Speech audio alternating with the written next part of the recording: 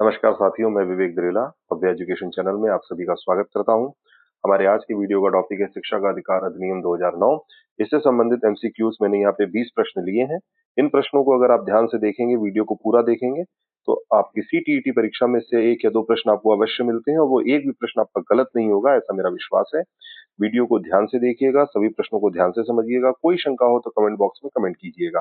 मेरे वीडियो को लाइक कीजिए, चैनल को सब्सक्राइब कीजिए अगर ना किया हो, और अपने साथियों को शेयर कीजिए।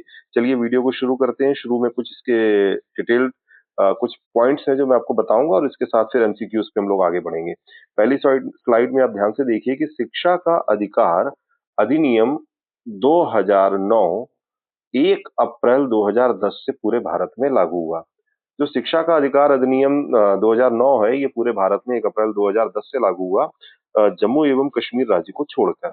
इसमें 6 से 14 वर्ष के बच्चों के लिए निःशुल्क और अनिवार्य शिक्षा का प्रावधान किया गया। और किस अनुच्छेद के अंतर्गत? अनुच्छेद 21 में एक सब सेक्शन जोड़ा गया, एक क्लॉज जोड़ा गया, ए। उसके द्वारा शिक्षा का अधिकार जो है ये मूल अधिकार बना दिया गया, और ये प्रावधान किया गया कि 6 से 14 वर्ष के बच्चों को निःशुल्क व अनिवार्य शिक्षा प्रदान की जाएगी। इस एक्ट में 7 अध्याय और 39 धाराएं हैं। कितने अध्याय हैं? 7 अध्याय और 39 धाराएं हैं। कुछ मुख्य धाराएं मैंने यहाँ पर आपके लिए ली हैं जो कि प्रश्न में आ सकती हैं। जैसे कि आप ध्यान दीजिएगा, धारा 12 सब सेक्शन 1C, जिसके अंतर्गत आप देखेंगे कि निजी स्कूलों में 25% सीटें ईडब्ल्यूएस वर्ग, आर्थिक रूप से कमजोर वर्ग के लिए आरक्षित है। सभी प्राइवेट स्कूलों को ये आरटी एक्ट के द्वारा बाध्य किया गया है कि उनके यहाँ की 25% सीटें आर्थिक रूप से कमजोर वर्ग के लिए आरक्षित की जाएंगी, जिनमें उनके बच्चों का प्रवेश होगा।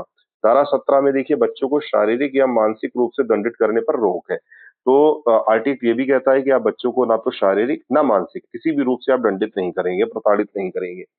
धारा 21 में यह प्रावधान है कि सभी विद्यालयों में विद्यालय प्रबंध समिति का गठन किया जाएगा। धारा 22 कहती है कि प्रत्येक विद्यालय में 3 वर्ष की विद्यालय विकास योजना का निर्माण किया जाएगा। धारा 23 कहती है कि शिक्षकों की योग्यता और नियुक्ति प्राथमिक विद्यालयों या कक्षा 1 से 8 तक के शिक्षकों के लिए क्या होनी चाहिए, इसको आपको धारा 23 में आपको विवरण मिल जाएगा। धारा 25 छात्र और शिक्षक अनुपात, पीटीआर की बात करती है, पीपल टू टीचर रेशियो। धारा 29 पाठ्यक्रम और मूल्यांकन प्रक्रिया की बात करती है। तो धारा 33 राष्ट्रीय सलाहकार परिषद के गठन को बताती है। वहीं धारा 34 राज्य सलाहकार परिषद के गठन के बारे में बात करती है। चलिए अपने पहले प्रश्न पर आते हैं। निःशुल्क एवं अनिवार्य बाल शिक्षा अधिकार अधिनियम 2009 दिव्यांग बच्चों की निःशुल्क शिक्षा के अधिकारों को सुनिश्चित करता है।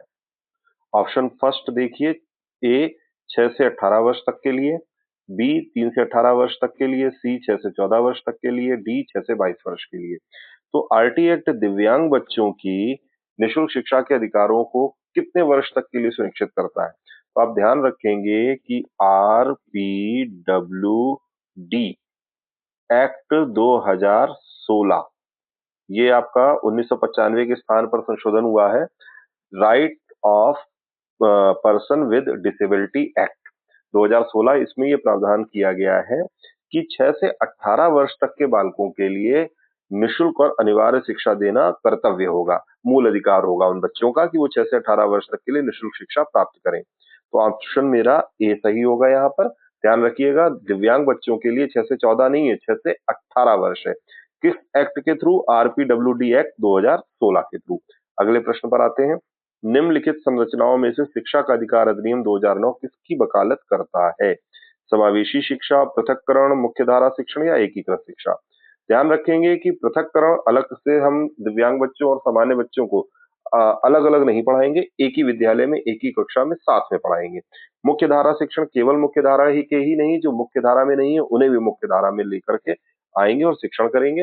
एकीकृत शिक्षा जो है उससे एक कदम आगे बढ़ करके समावेशी शिक्षा की बात करता है आपका आरटी एक्ट 2009, और इसलिए इस प्रश्न का उत्तर होगा समावेशी शिक्षा। एकीकृत शिक्षा में जो दिव्यांग बच्चा है उसे व्यवस्था के अनुरूप ढलना है, वहीं समावेशी शिक्षा में व्यवस्था उस बच्चे के अनुरूप ढलेगी।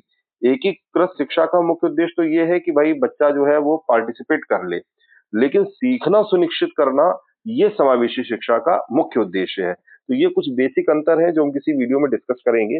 फिलहाल हम ध्यान रखेंगे कि आरटी एक्ट में समावेशी शिक्षा की बात की गई है। सामान्य बच्चों और दिव्यांग बच्चों को एक ही साथ एक विद्यालय में पढ़ाने की बात की गई है। ऐसा इसलिए ताकि वो बच्चे समाज में जब जाएं तो उन्हें सामान्य बच्चों के संग सामान्य लोगों के साथ रहना है, तो वहां उनका समायोजन आसानी से बैठ जाए। दूसरी चीज, एक बात और याद रखेंगे, समावेशी शिक्षा में सामान्य शिक्षक विशेष प्रशिक्षण तो प्राप्त करेगा, पर उसकी सहयोग के लिए विशेष शिक्षक भी उपलब्ध रहेंगे। ये समावेशी शिक्षा का एक प्रत्यय है। ठीक है, ऑप्शन ए हमारा सही है।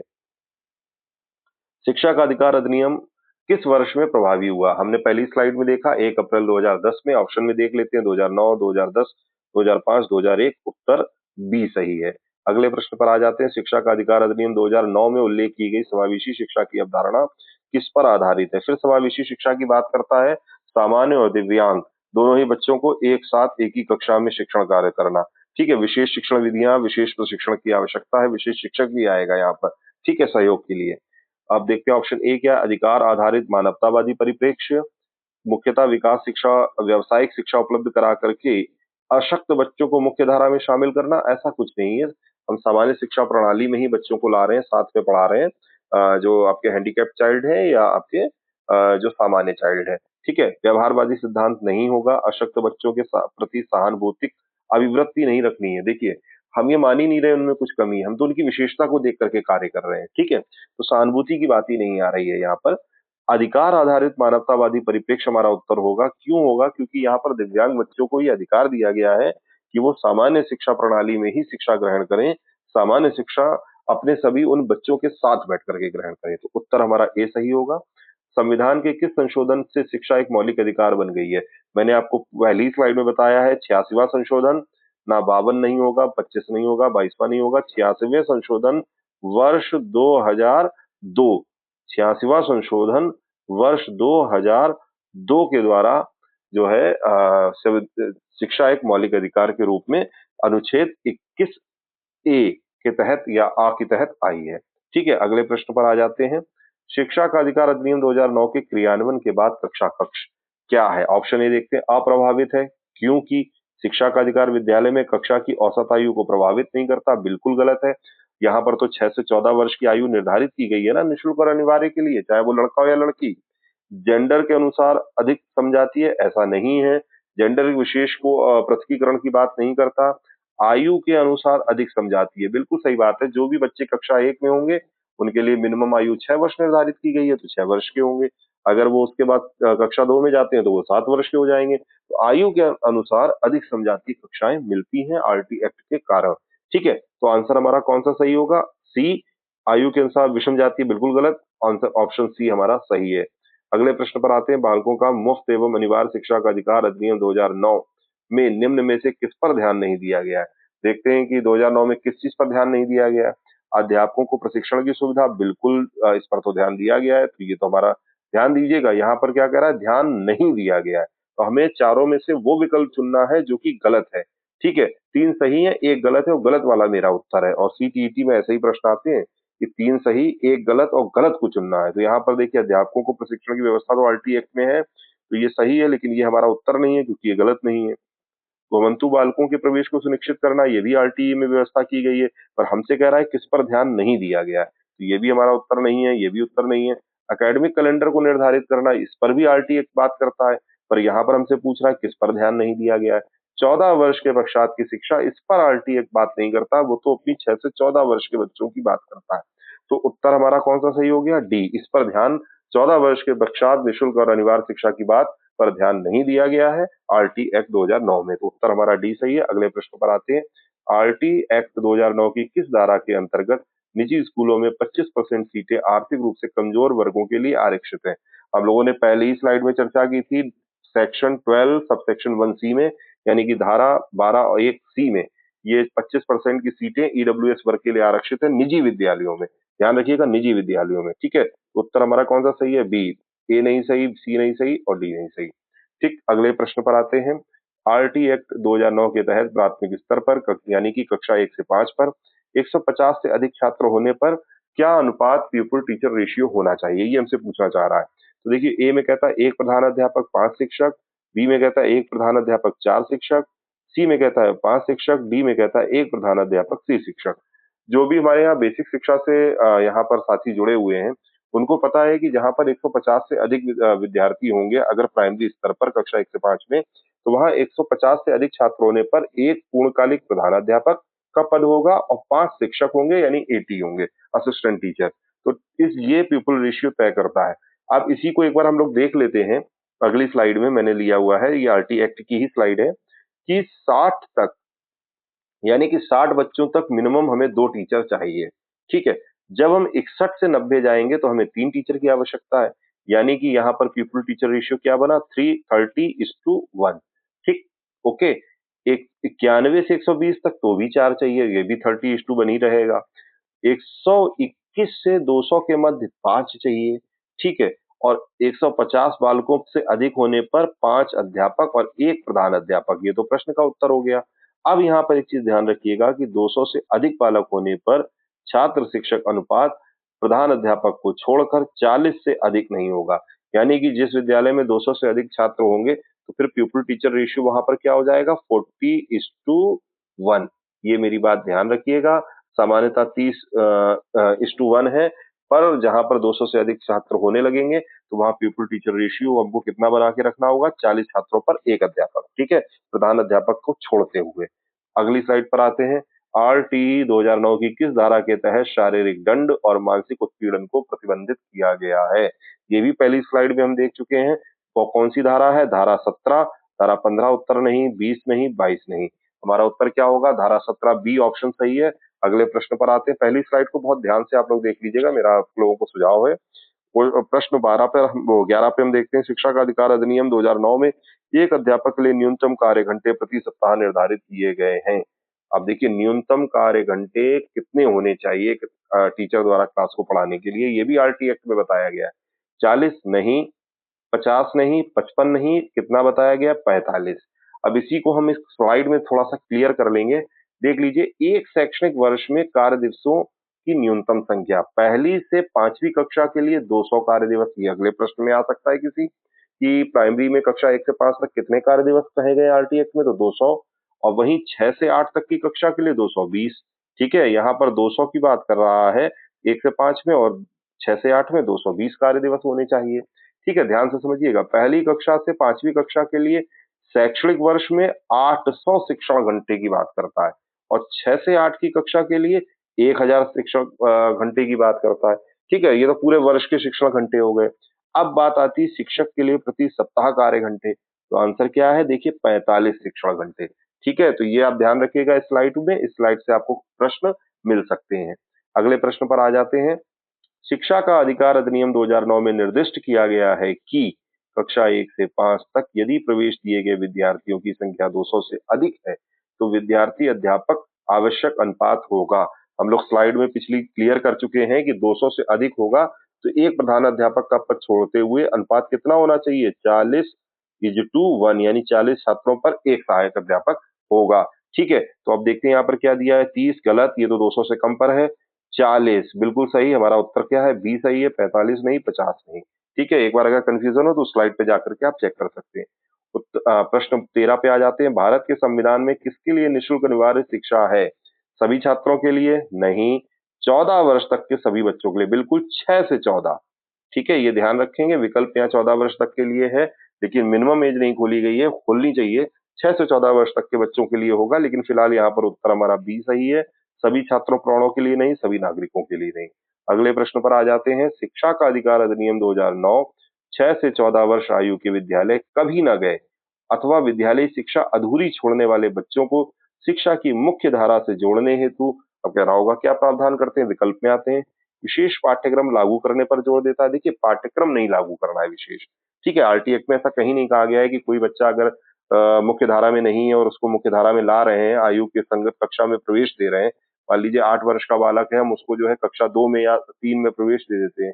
अब उसने क्लास 1 तो पढ़ी नहीं है, तो वो जो पाठ्यक्रम उसका छूट रहा है, उसके लिए हम कोई विशेष पाठ्यक्रम की बात नहीं करते आरटी एक्ट में। विशेष प्रशिक्षण लागू करने पर जोर दिया गया है।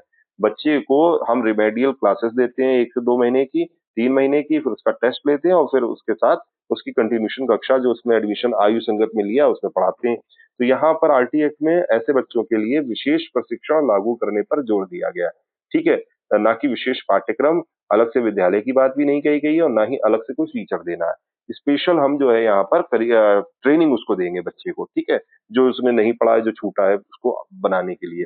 अगले प्रश्न पर आते हैं, भारतीय संविधान के किस अनुच्छेद में 6 से 14 आयु वर्ग के बच्चों के लिए निःशुल्क अनिवार्य शिक्षा का अधिकार शामिल किया गया है? पहली स्लाइड में हमने क्लियर कर लिया था, अनुच्छेद 26 उत्तर नहीं, अनुच्छेद 15 नहीं, अनुच्छेद 45 नहीं, उत्तर हमारा क्या होगा? अनुच्छेद 21 ए।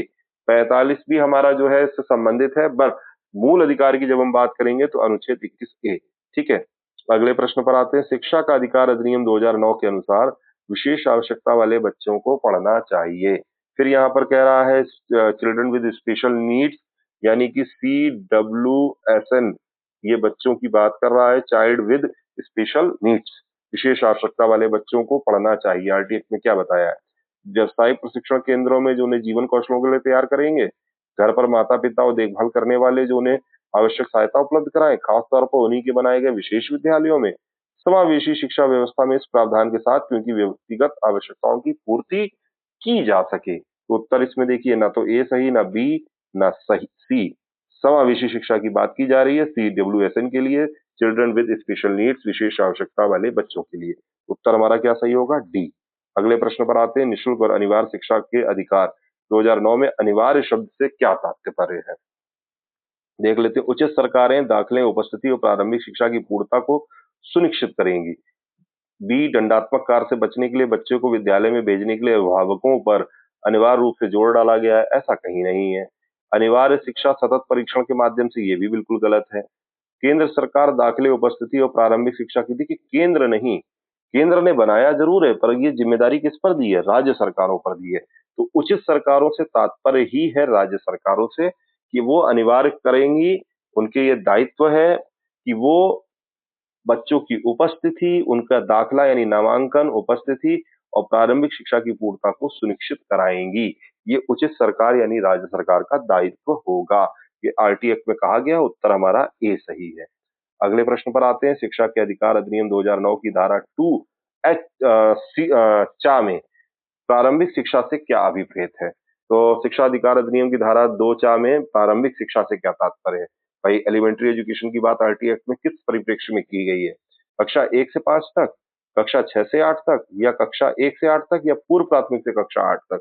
तो ध्यान रखेंगे, कक्षा 1 से 8 तक जो है वो प्रारंभिक शिक्षा की बात करता है धारा 2 चा में, शिक्षा के अधिकार अधिनियम में। बिल्कुल कंफ्यूज ना होइएगा, क्लास 1 to 8 तक की बात की गई आरटी एक्ट में, ठीक है? अब अगले प्रश्न पर आते हैं। इसी के साथ आग्रह है आपसे कि मेरे वीडियो को अभी तक अगर लाइक ना किया हो तो लाइक करें, चैनल को सब्सक्राइब और साथियों को ये वीडियो अवश्य शेयर करें। वीडियो को ध्यान से देखिएगा, इससे बाहर आपको प्रश्न नहीं मिलेगा आरटी एक्ट का, और एक प्रश्न तो मिनिमम आएगा ही आएगा, ठीक है? आरटी अधिनियम 2009 की किस धारा में प्रत्येक विद्यालय में विद्यालय प्रबंध समिति के गठन का प्रावधान दिया है? तो हम लोगों ने इसको पढ़ा है ना 21(1) में। 21(1) में ये प्रावधान है कि प्रत्येक विद्यालय में विद्यालय प्रबंध समिति का गठन किया जाएगा। धारा 23 में नहीं, 17 में नहीं, 22 में नहीं, ठीक है? अब इनमें क्या है ये आपको पहली स्लाइड में मिल जाएगा। अगले प्रश्न पर जाते हैं। आरटी अधिनियम 2009 के अंतर्गत कक्षा 6 से 8 तक के विद्यालयों में अंशकालिक शिक्षकों, यानी कि जो अनुदेशक होते हैं जूनियर विद्यालयों में, कौन कौन से होते हैं? कला का होता है, स्वास्थ्य का होता है और शारीरिक स्वास्थ्य व शारीरिक शिक्षा का होता है, और कार्य शिक्षा, 3 होते हैं। कला, स्वास्थ्य व शारीरिक शिक्षा व कार्य शिक्षा। कार्य शिक्षा जिसमें कंप्यूटर जो आपके अनुदेशक होते हैं उनको लिया जाता है। की नियुक्ति कितनी छात्र संख्या पर प्रावधानित है? तो बात करता है कि जूनियर 6 से 8 के विद्यालयों में अंशकालिक जो अनुदेशक हैं या शिक्षक हैं, उनकी नियुक्ति कितनी छात्र संख्या पर होनी चाहिए? तो यहाँ पर उत्तर 150 गलत है, 100 हमारा उत्तर होगा। अगर विद्यालय में 100 से ज्यादा छात्र हैं, जूनियर में 6 से 8 वाली कक्षा छात्र विद्यालय में, तो वहां पर 3 अंशकालिक शिक्षकों की नियुक्ति की जाएगी, जिनके विषय क्या होंगे? कला, स्वास्थ्य व शारीरिक शिक्षा व कार्य शिक्षा। ध्यान से देखिएगा। 200 ये भी गलत है। ये जो कहा गया न्यूनतम नामांकन दाखिले की कोई आवश्यकता नहीं, ये भी गलत है। 100 से कम होने पर फिर उनको हटाने की प्रक्रिया होगी। तो 100 मिनिमम छात्र होने चाहिए। इसको हम अगली स्लाइड में बिल्कुल क्लियर देख सकते हैं कि 6ठी से 8वीं कक्षा के लिए कम से कम प्रति कक्षा एक शिक्षक इस प्रकार होगा कि विज्ञान व गणित का एक शिक्षक, सामाजिक अध्ययन का एक, भाषा का एक। मतलब जूनियर में 3 टीचर तो मिनिमम होंगे होंगे, ठीक है? 3 विषयों के लिए। और प्रत्येक 45 बालकों के लिए कम से कम एक शिक्षक। अनुपात इन्होंने क्या कर दिया, 45:1। ठीक। अब यहाँ पर जहां 100 से अधिक बालकों को प्रवेश दिया गया है, वहां पर पहली बात तो एक हेड का पद आ जाएगा, हेड टीचर का, कितने से, 100 से अधिक पर। ठीक। और साथ ही साथ 3 पद आ जाएंगे अंशकालिक शिक्षकों के। तो ये आप स्लाइड ध्यान से देख लीजिएगा। तो साथियों, ये वीडियो यहीं पे समाप्त होता है। उम्मीद है कि इससे ही आपको प्रश्न वहां पर मिलेंगे। 1 से 2 प्रश्न आपके निश्चित आएंगे। वीडियो को ध्यान से पुनः देखिएगा। कोई शंका हो तो उसे आप कमेंट बॉक्स में पूछिएगा। ठीक है। धन्यवाद। शुभकामनाएं।